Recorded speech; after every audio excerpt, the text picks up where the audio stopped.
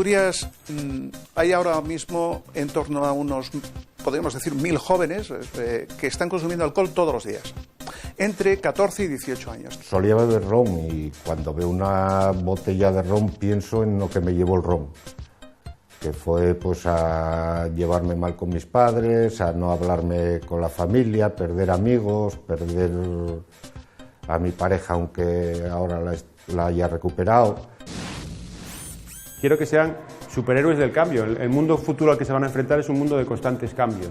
Se van a enfrentar a trabajos que no existen, con herramientas que no se inventaron y en un contexto social distinto. Vale, yo no solamente sé las competencias de coach, sino que yo viví mi propio proceso, yo sé cuál es el camino, yo sé lo que se sufre y lo que duele viviendo un proceso de coaching. Yo lo he pasado y entonces yo te voy a acompañar, ¿no? Buenas noches. El consumo excesivo de alcohol es un factor causal de más de 200 enfermedades. Unas 40.000 personas tienen problemas con la bebida en Asturias y, desde luego, muchas no son conscientes de su situación. Es decir, y dicho de otro modo, un 4% de la sociedad asturiana son bebedores de riesgo. Otra cifra que es aún más preocupante, si cabe: 1000 jóvenes asturianos entre 14 y 18 años consumen alcohol todos los días. El abordaje de la prevención y el tratamiento de este problema no es fácil dentro de una sociedad con pautas que predisponen al consumo. Lo que sí está claro es que tenemos una percepción errónea de los peligros que conlleva el abuso. El alcoholismo hace vivir experiencias traumáticas como las que les vamos a desvelar ahora en este programa.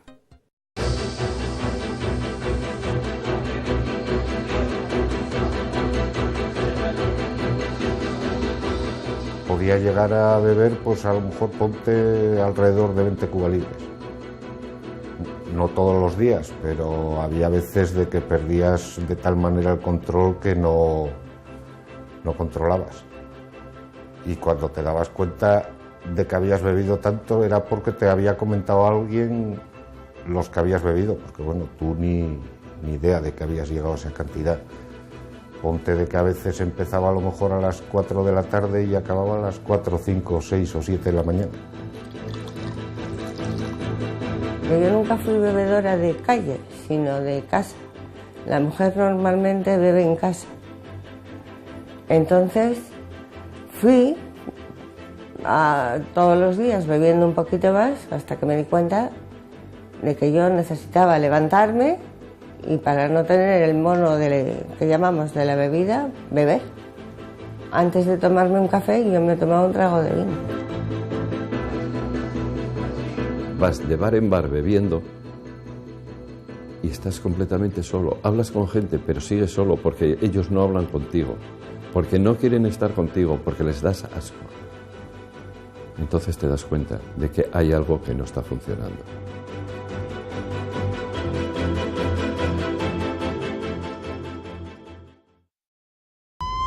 El alcohol atraviesa cada vez más barreras en nuestra sociedad. Los jóvenes y las mujeres se han incorporado con fuerza al consumo. Lo preocupante es la manera como lo hacemos, minimizando los trastornos sin conciencia de los peligros. En un mapa a veces confuso, donde prolifera la tolerancia, emergen algunas cifras. El 70% de los jóvenes asturianos se acercan al alcohol con asiduidad y un 4% de los adultos son bebedores de riesgo. Aproximadamente unos 40.000 ciudadanos y ciudadanas en Asturias podríamos decir que tienen problemas con el alcohol y desde luego no se están acercando al sistema sanitario. La atención primaria del sistema público de salud apenas detecta casos.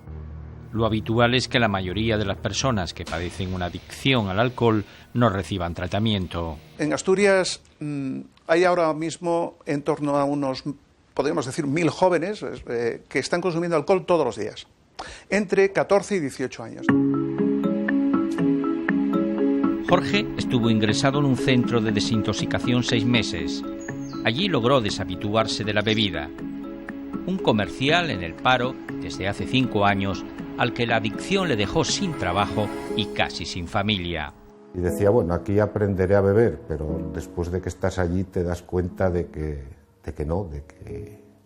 lo de aprender a beber no hay ninguna fórmula, que o lo dejas o no lo dejas, si no vas a seguir teniendo el problema allí. Como a los 3 meses de estar dentro fue cuando me di verdaderamente cuenta de que lo de dejar de beber era para siempre. Yo vendo, pero sí, vendes, pero ¿qué? Si todo lo que vendía y todas las ganancias que tenía me las gastaba en el alcohol después, o sea que era como si no trabajase para nada. Yo cambiaba mi trabajo por alcohol nada más. Por clases sociales se consumen más las clases más altas. En cuanto a criterios, si utilizamos el criterio profesional, tradicionalmente en los entornos en los que está muy presente el alcohol, es decir, sector de la hostelería y, por ejemplo, comerciales y aquellos trabajos en los que el alcohol es un intermediario en las relaciones. Solía beber ron y cuando veo una botella de ron pienso en lo que me llevó el ron, que fue pues a llevarme mal con mis padres, a no hablarme con la familia, perder amigos, perder a mi pareja aunque ahora la haya recuperado. El nivel de actividad cerebral de una persona que bebe se va deteriorando progresivamente. Además de disfunciones, hay daños orgánicos. El médico Eduardo Carreño cumple 30 años trabajando con adicciones. Esto de aquí es un cerebro de una persona normal. Veis que es una superficie muy brillante, lisa, que las circunvoluciones son muy marcadas y están muy bien definidas. Este es, por ejemplo, el cerebro de una persona con Alzheimer. Veis que se ha deteriorado la serie de surcos, las circunvoluciones, es completamente diferente a la normalidad. Pero esto, que parece una imagen muy llamativa, no es nada comparable a esto, que es el cerebro de una persona que ha tenido un alcoholismo crónico y que ha muerto por una hepatopatía alcohólica. Fijaros la diferencia entre el cerebro del alcohólico y el cerebro normal. El cerebro del adolescente es mucho más vulnerable que el cerebro del adulto a los efectos del alcohol. Por lo tanto, el daño que produce no es igual un efecto adolescente que un efecto de adulto. Pero además es que los adultos y los adolescentes beben de forma diferente.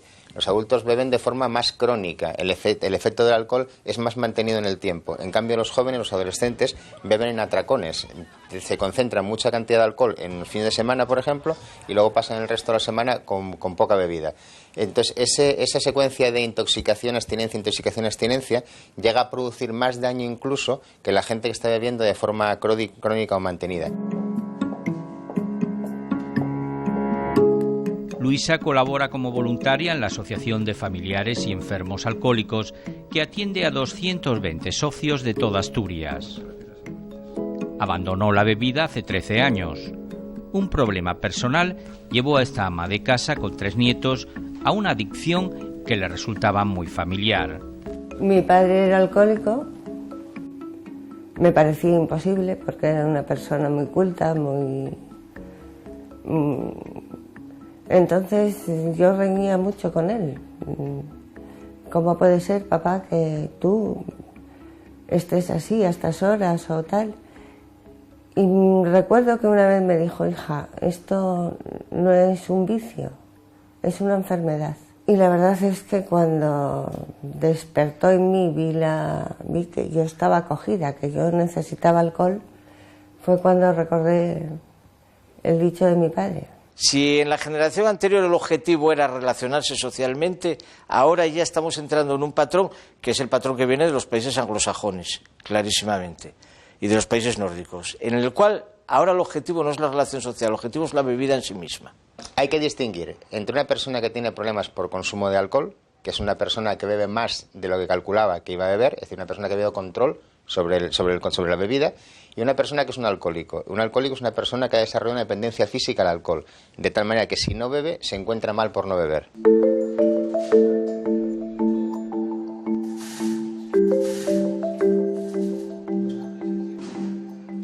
Fernando está jubilado de lo que fue su trabajo de ejecutivo de telecomunicaciones.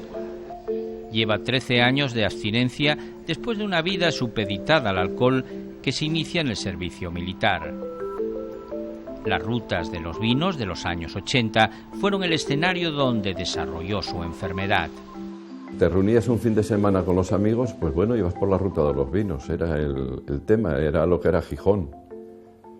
Y seguías por ese mismo camino sin darte absolutamente cuenta. La enfermedad, digamos que se desarrolla durante varios años, no es de un día para otro. Y verdaderamente descubres que tienes la enfermedad cuando ya llevas posiblemente 4 o 5 años con ella. La familia en un principio no lo quiere ver. El alcohol es una cuestión que está muy permitida por la sociedad, está muy bien vista y entonces pues tú te amparas en ello. Y la familia también no se quiere ver esa enfermedad. Y ya cuando se ve, se trata de ocultar. Si tú vas a un trabajo, buscar un trabajo, no es mi caso, ¿no? Pero lo tengo visto. En el momento que ven que eres alcohólico, no te quieren.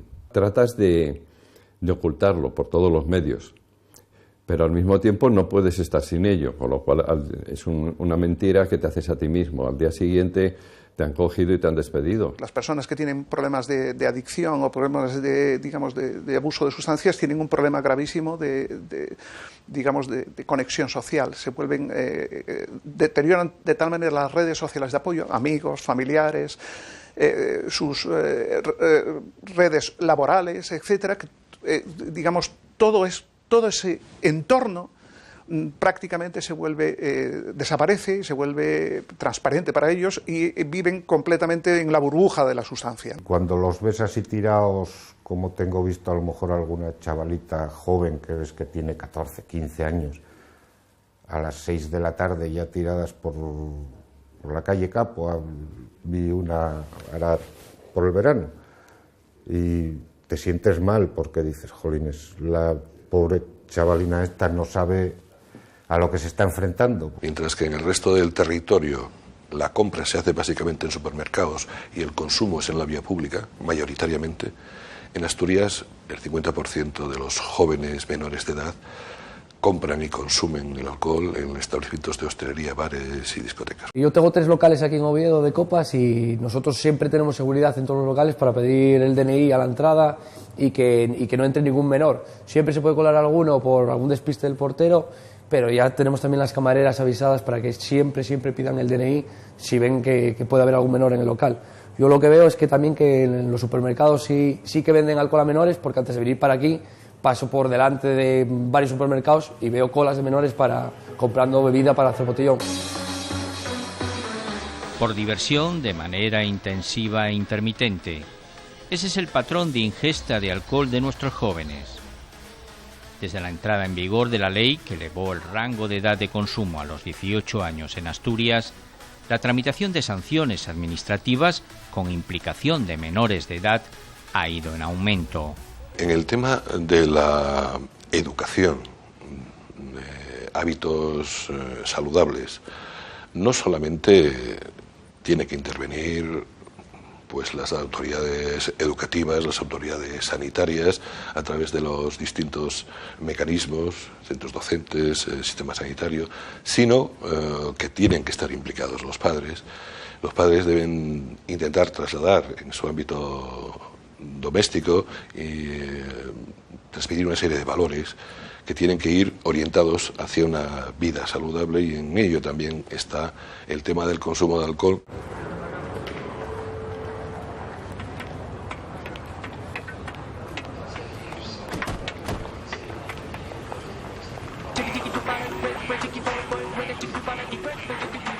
El abuso de alcohol afecta a tu cerebro. Cada vez que te emborrachas te vuelves un poco más tonto.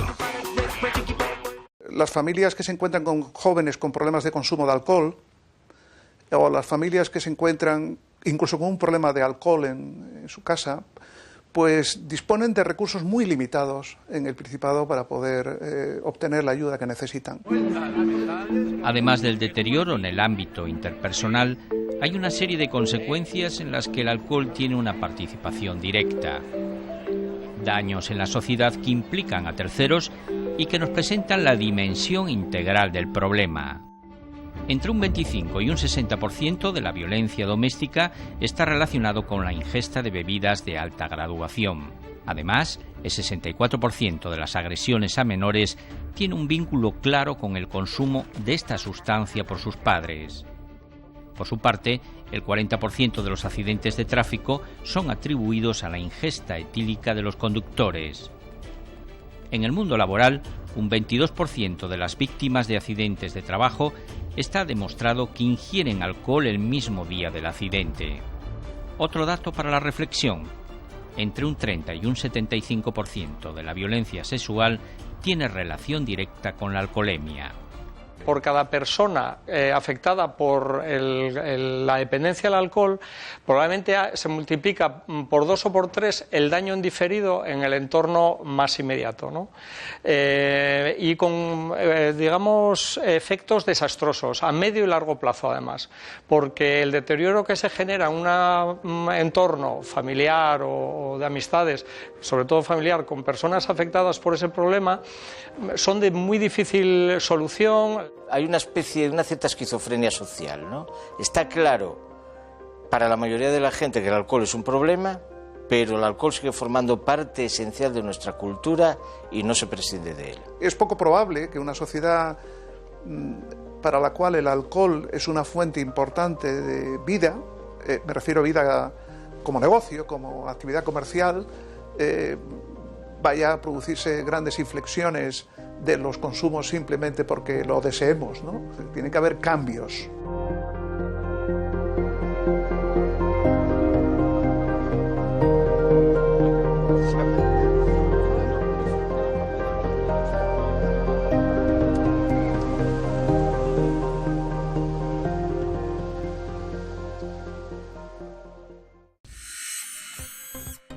Cada vez es más habitual oír hablar de coaching, pero ¿sabemos realmente lo que es? ¿Qué lo diferencia, por ejemplo, de un simple entrenamiento? ¿En qué se parece el coaching a la psicología? ¿Incluso a qué ámbitos puede aplicarse? El siguiente reportaje es un intento de dar respuestas a esas preguntas, porque cada vez son más los asturianos que se interesan por esta metodología de cambio y también los que han empezado a aplicarla y con muy diversos resultados. Bueno, hola. Aida, ¿qué tal? ¿Cómo estás? Bien, Lolo, ¿tú qué tal? Bien, muy bien. ¿Qué tal en este punto del camino? Bien, muy bien, avanzando sin lugar a dudas. Bien, como ya sabes, en el método PF Vital lo que... Es el arranque de un proceso de coaching personal, algo que suele transcurrir de forma absolutamente discreta. Y una cosa que llevamos trabajando un tiempo es el cómo tenemos el vehículo. Claro. ¿Y cómo te encuentras tú ahora físicamente? Bueno, muy bien. Este fin de semana fui a hacer el Camino de Santiago, hicimos la última etapa, muy buena, 27 kilómetros. Aida ha recurrido al método de mejora personal diseñado por Lolo Mantarás. Vivimos en un mundo que no sabemos lo que va a pasar ni dentro de 5 minutos y tenemos algo que es interesantísimo para poder adaptarnos a ello, que es la inteligencia. Pero no solo la inteligencia cognitiva de conozco cosas, tengo conocimiento, sino la inteligencia de la física, la inteligencia emocional, saber cómo estoy y aprovechar mis estados para poder hacer cosas, y la inteligencia social, cómo me relaciono yo con mi entorno. Tanto el coaching como el mentoring son metodologías. Son metodologías de trabajo con las personas y con las organizaciones, cuyo objetivo y finalidad es sacar todo el potencial, desarrollarlo y convertirlo en eso que llamamos talento, ¿no? O incluso actualizar el talento, ¿no?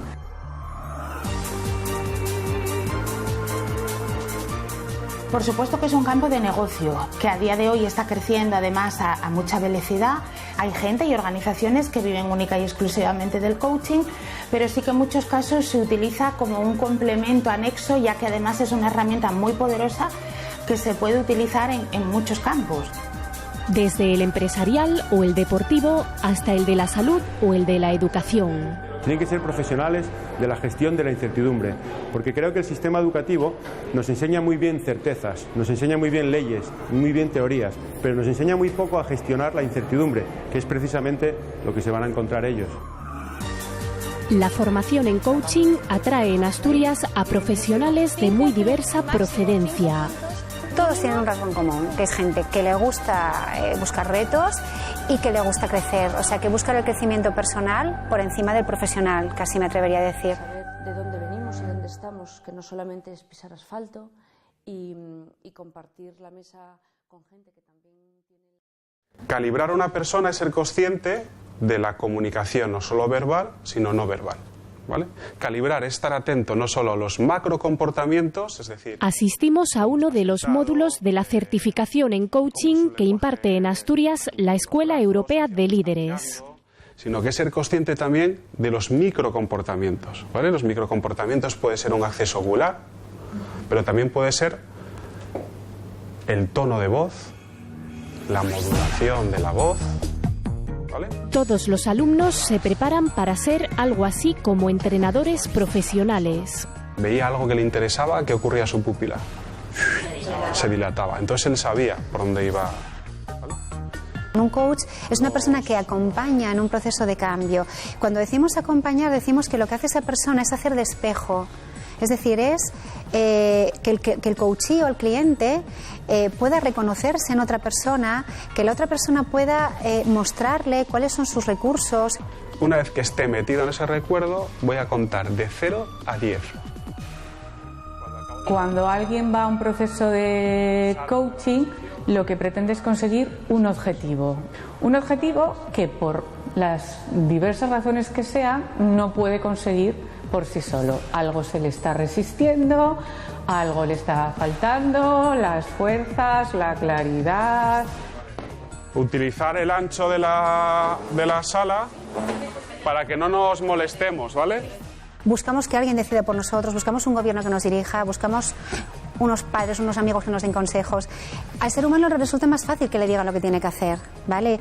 Lo que hace un coach es... Con una metodología, que yo creo que ahí es donde está la clave, a través de unas conversaciones... Que esa persona pueda coger las riendas de su vida, tomar todos los recursos que no sabía que tenía y a partir de ahí empezar a tomar decisiones, empezar a diseñar su vida.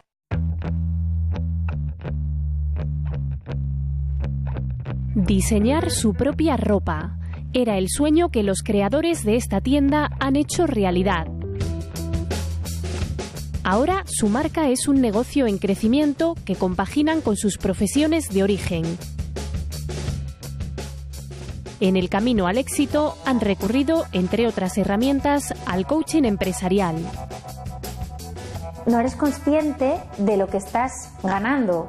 Vas trabajando mucho y te va asesorando, pero sí que es verdad que todo sale como de uno mismo. Nadie te está, digamos, diciendo haz esto. Simplemente te ponen como todo encima de la mesa y tú mismo dices, coño, ahí está. Quiero decir que no te das cuenta hasta que no terminas y dices, uff. No sé, es que yo tenía muchísimo miedo a invertir, por ejemplo, invertir dinero en una cosa que no sé qué me va a dar. Pues ahora tengo mucha seguridad en lo que quiero invertir, cómo lo quiero hacer, cómo lo voy a hacer y además sé cómo tengo que hacerlo. Conseguí cosas que jamás hubiese imaginado que iba a poder desbloquear. La entrenadora de Laura fue María Luisa de Miguel, experta en coaching y mentoring. En el mentoring se trabaja también la transmisión de conocimientos, la transmisión de experiencias prácticas, porque el mentor o la mentora siempre es una persona que pertenece al ámbito de actividad donde tú quieres desarrollar tu carrera profesional, tu puesto de trabajo o tus objetivos. Entonces es alguien que ya ha pasado precisamente por lo que tú estás pasando ahora, que conoce muy bien la actividad, muy bien los conocimientos prácticos y no prácticos, ¿no? Que conoce bien cómo son esas reglas no escritas, esa cultura, esas dinámicas ocultas que hay en todos los ámbitos de actividad, me da igual que sea el de la empresa, que sea el de la... Algo que te guste. No sé. Vale, este ejercicio lo hacemos porque es hora de que en esa parte en la que estamos con nosotros mismos empecemos a valorar lo que tenemos incluso físicamente, joder. Vivimos en una sociedad de que continuamente parece que ponemos la atención en aquello que nos falta, en aquello que no tenemos, cuando en realidad tenemos muchísimas cosas, desde lo físico, lo mental, lo espiritual, y por eso es seguro que hay algo que te dice, hostia, pues me gusta cómo tengo los ojos, las orejas, la nariz, el hombro, algo, ¿no? Que es importante esas cosas. El coaching llegó hace tiempo al vestuario del Berrón Club de Fútbol de la mano de su entrenador. Arturo Martínez Noval se ha propuesto, con la ayuda de Lolo Mántaras, llevar esas otras enseñanzas también a las bases, a los deportistas más pequeños. Lo hacen con sesiones durante el curso y campus vacacionales.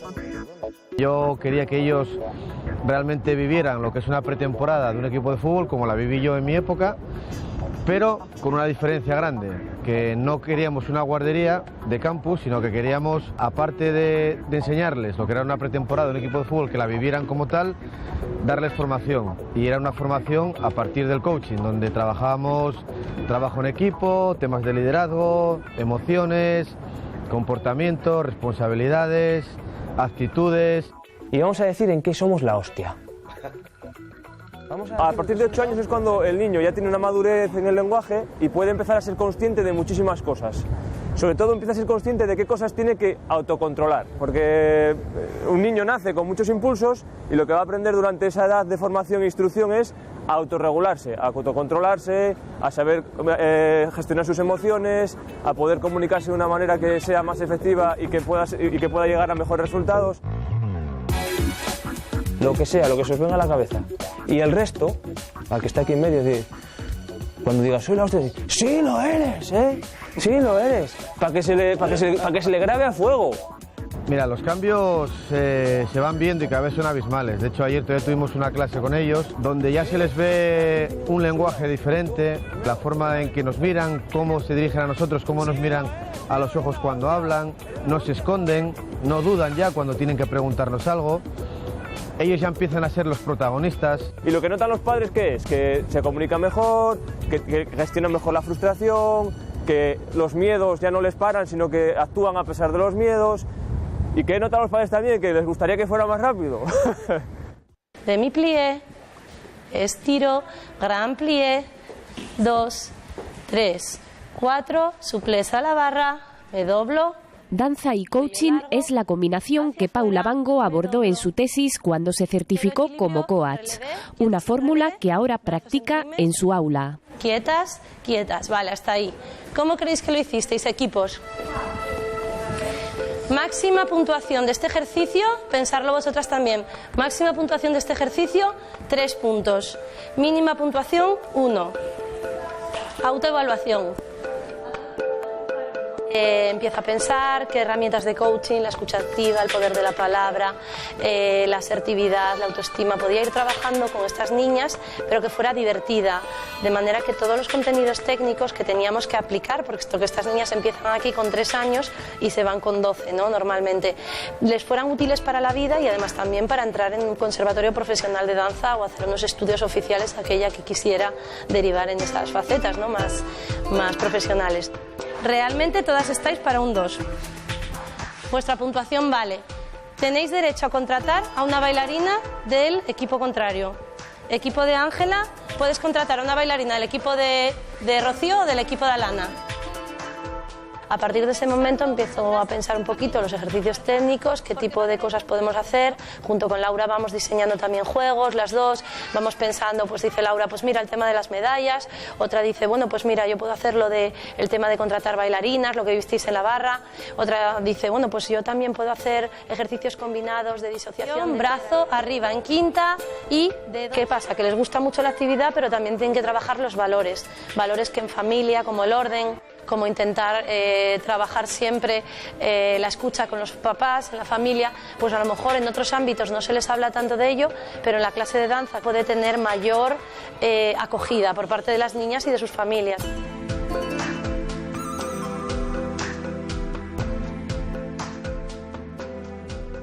En España, la formación en coaching y mentoring todavía no está reglada, pero varias asociaciones trabajan certificando los cursos y títulos que cumplen ciertos requisitos. Tiene que haber un número mínimo de sesiones prácticas realizadas, que en nuestro caso es de 45 sesiones mínimo, y también tienen que seguir una serie de estándares, los contenidos formativos, así como el personal que imparte, el personal formador, también tiene que tener un currículum acorde a los contenidos que va a tratar. En En Asturias hay 2 formaciones en coaching certificadas. Esta, la que imparte la Escuela Europea de Líderes, y esta otra en la Universidad de Oviedo. Para poder finalizar el curso de experto en coaching y obtener la consiguiente acreditación, tanto como experto universitario como en ICF, que luego os comentará Ana, es necesario que tengáis esta parte práctica superada. ¿Os sentís con ánimos y capacitados? Por supuesto. Yo creo que lo estáis y que habéis recibido suficiente formación como para que ahora ya podamos empezar. Entonces la idea es que empecemos a partir de la semana que viene y en principio los días que había previsto son jueves o martes. Es un curso de experto de la Universidad de Oviedo que tiene 500 horas y son 20 créditos. Es la primera universidad pública que tiene un título de coaching y bueno, eso es algo de lo que nos sentimos orgullosas. La idea surgió entre Ana y yo, ambas somos compañeras, somos psicólogas y veíamos que existía una demanda de cursos de formación en coaching y que había algún curso que estaba particularmente bien, pero no muchos, ¿no? Decidimos que la universidad debería de afrontar una formación un poco más sólida y lo planteamos en la universidad con muy buena acogida y con muy buena... facilitaron enseguida poder llevar a cabo el curso y entonces planteamos un primer curso de experto en coaching, ¿no? Y esta es nuestra tercera promoción. Bueno, Asun, cuéntame qué tal ha ido la formación de las mentoras ahora que hemos completado el primer ciclo en el proyecto y bueno, quería un poco saber... María Luisa de Miguel dirige la escuela de mentoring que imparte formación presencial y por internet en diferentes países. A ver, yo creo que la valoración que ellas hacen, y yo misma, como participante del curso, es muy buena. Uno de sus últimos proyectos la ha llevado a la Escuela de Emprendedoras y Empresarias de Asturias, donde ha formado a 12 mentoras para que trabajen en empleabilidad de mujeres víctimas de violencia de género. Tenemos la inseguridad todavía de ponernos a mentorizar. Son mujeres con una larga experiencia profesional.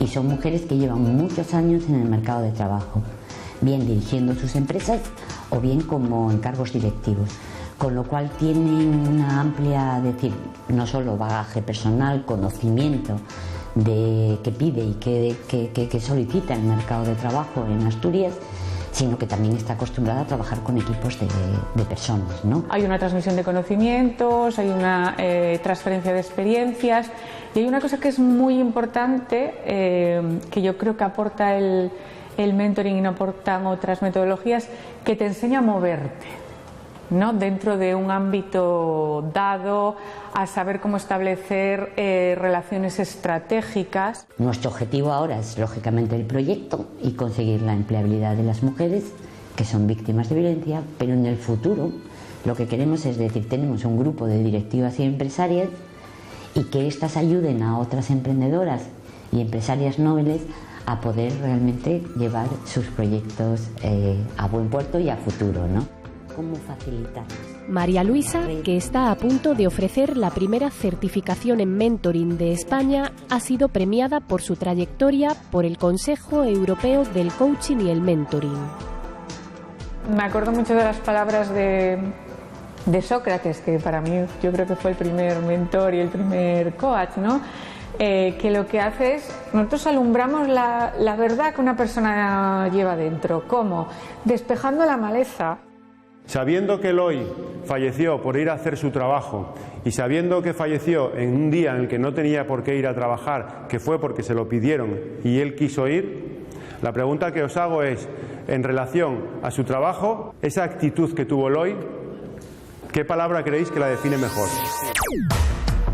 Pasión. Entramos en clase de cambiología, una asignatura diseñada por Carlos Evia Aza y por la que ha ganado un premio nacional EducaWeb. Compromiso. Pues es precisamente de lo que vamos a hablar hoy, de compromiso. Evia Aza se formó en coaching para mejorar sus habilidades docentes. Impartía educación física, comunicación audiovisual e inglés. Pero me di cuenta de que las posibilidades eran mucho mayores y el siguiente paso fue meterlo en la tutoría.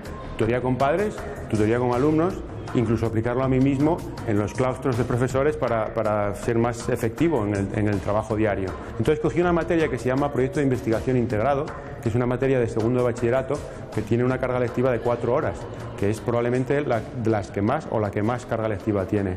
Y entonces esas 4 horas yo las decidí invertir en el mejor de las investigaciones posibles, que es cómo ser mejor persona, cómo mejorarme a mí mismo y cómo tener más competencias para enfrentarme luego a las decisiones que supone ese cambio de segundo de bachillerato a la universidad y más adelante a un entorno laboral.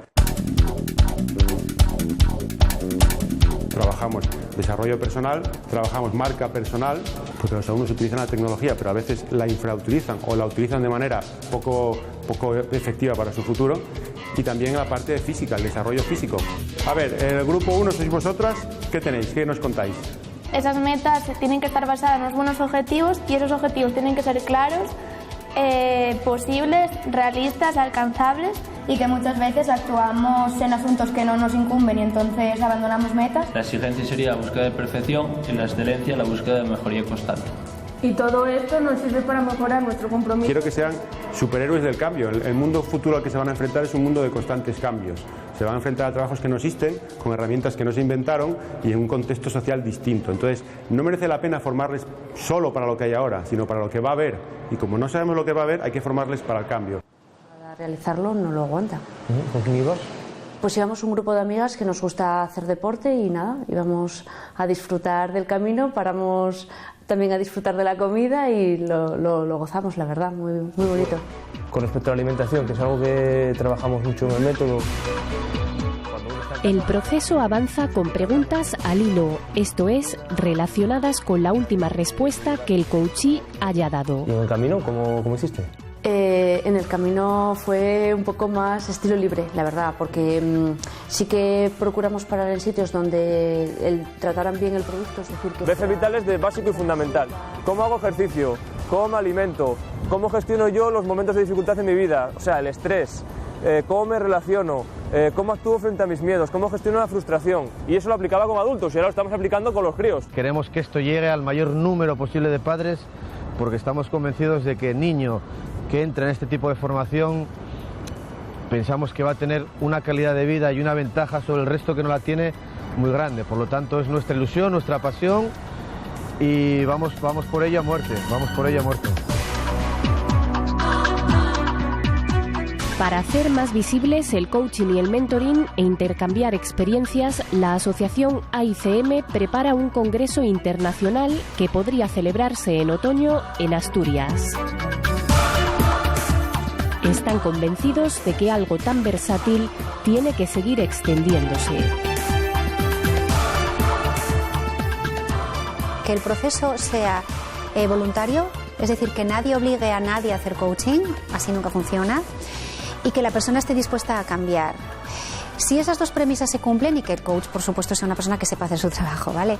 Si esas premisas se cumplen, el coaching se puede aplicar absolutamente a todos los ámbitos. Absolutamente a todos los ámbitos. De hecho, yo espero que en el futuro se aplique absolutamente a todos los ámbitos, porque todos seríamos mucho más felices. Bueno, a ti ya te veo mañana. Bueno, gracias por venir, Asture. Hace tiempo que no te veía. Llegó el momento de la despedida de Asturias Semanal. No se olviden de buscarnos, si lo desean, en TPA La Carta, donde podrán encontrar nuestros reportajes o seguirnos en los perfiles de Facebook y Twitter. Hasta dentro de 7 días.